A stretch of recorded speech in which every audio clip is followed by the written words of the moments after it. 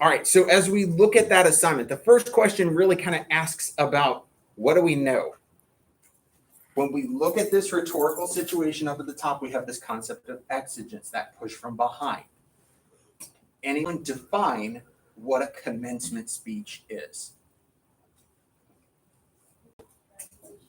It's given at a graduation, absolutely. Let's do a quick Google search. Open a tab, type, what's a commencement speech? Read it, process it, synthesize it, and then we'll spit out if we can add anything more to it. It is a graduation speech, but is there anything else we need to know?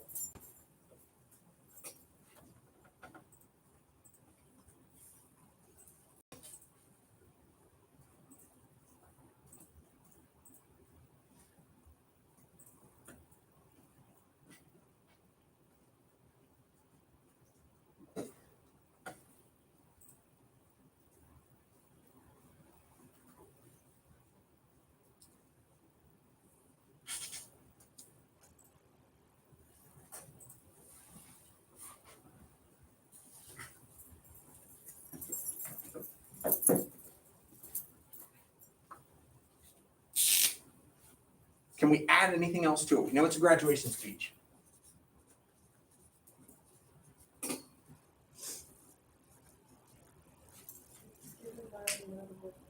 Often given by a notable figure.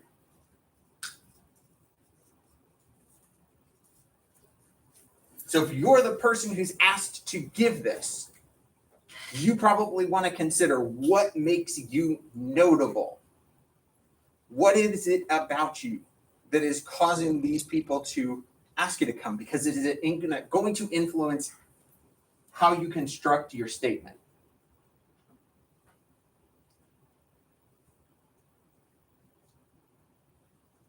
I should see your head going, yes.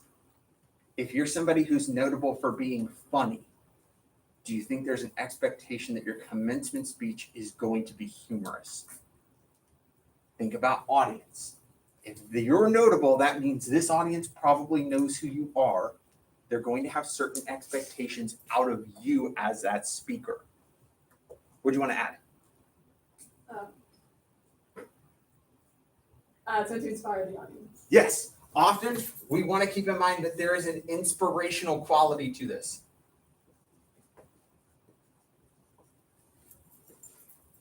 In giving the address at commencement, it's one of those transition moments. You are finishing up, and so we want to kind of give you that direction to go forward. Anything else that you saw that you think needs to be considered in our definition of a commencement address?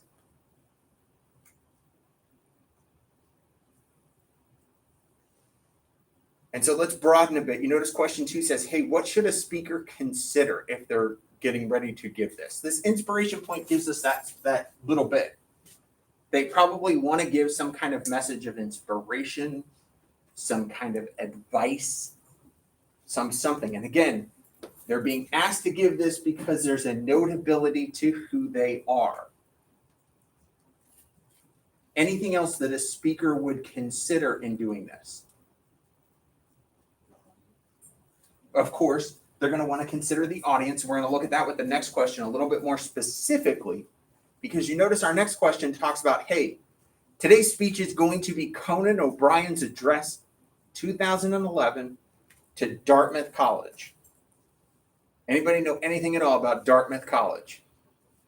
So we're going to take a break. We're going to do another one of these little search sessions with your open tab. Just kind of do a little bit. Don't feel like you have to learn everything. What are some things, and kind of put it together in your mind, and we'll make a list that we should consider about Dartmouth before we look at the speech itself. So take a look at some of that information, and then we'll make a list.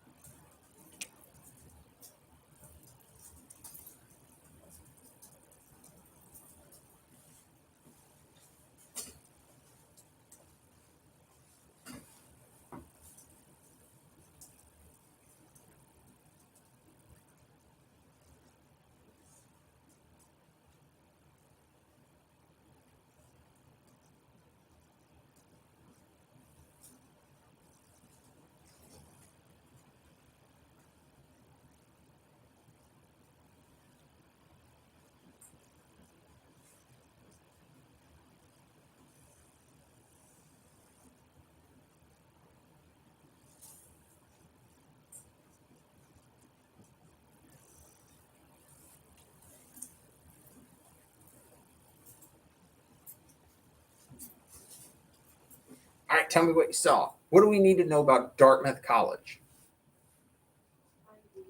Ivy League. What does that mean? Anybody know? Like high academic schools, High. that include like Harvard and like Princeton. Stuff like that. Yeah, Harvard, Princeton. They're part of this concept of the Ivy League. Anybody know what it means? There's a high academic standard to these schools. Yeah.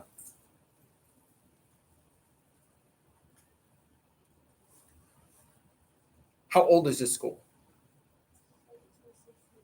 17 what? 1769. I know, yeah. So think about that. Most of these schools that fall in that Ivy League, they go back to at least the 18th century. And so they're very old, established schools. You notice that they have high tuition rates. There's a prestige to them. And so when you hear about this Ivy League thing, we have that idea that kind of rambles around. But think about what that's going to tell us about our audience, not just the students, but who else is going to be attending a commencement speech? Well, the graduate, the student, their families. And so if you're someone that has the money or the means to send a student to an Ivy League school, this is stereotyping to some degree, but still we want to consider these things. Is it everybody? No. But for most of those people, we have certain things that we can keep in mind. There's certain expectations of what they want to hear. There are certain bits. And so we want to have that concept here. Where is Dartmouth?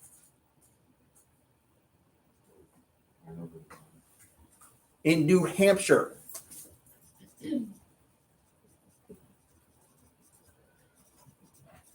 Again, we have to do some stereotyping because we might not be 100% here. What do you think about people that live in New Hampshire? Be honest. Don't feel like, well, don't go too far with it. Don't go too far, but think about it. Somebody from New Hampshire, how would you probably describe them? Okay, so everybody knows roughly where New Hampshire is, right? New England. So next to Vermont, Massachusetts, up in that direction. Okay, so if we're thinking, what are things we would associate with someone that lives in that part of the country? Older money, probably. And especially, that New Hampshire, that Vermont, there's a certain wealth there. What else?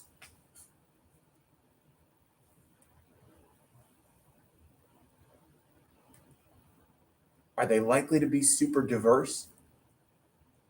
Now, I know that's going into that way of being like, oh, that's making a really general statement. But if we're considering things, we should kind of take those pieces into consideration. Because again, we have to think about the rhetorical choices that Conan O'Brien is going to make. And so he understands his audience is students, their families, and likely other people that may be associated with the school, whether those are alumni or people that give the school money. It could be both. And so he's got to consider, who am I talking to? If this school is in New Hampshire, there are people that might live in the area or be in that general space. What kinds of people are they? What are they going to want to hear? What kind of joke, if you don't, everybody know who Conan O'Brien is? Let's start there. Anybody who doesn't? He's a comedian. He used to write for The Simpsons. He had a late night show on multiple networks, famously, and he's going to reference it here in the speech. He did take over the Tonight Show for a very small period of time when Jay Leno left. And then Jay Leno decided he wanted the job back, and they took it away from Conan O'Brien, which is why for a lot of years he's been on cable. And so when we look here, we just want to consider some of these things. Hey, what do we know about the school? Is there a specific focus that you found about the school? The most popular majors are STEM majors.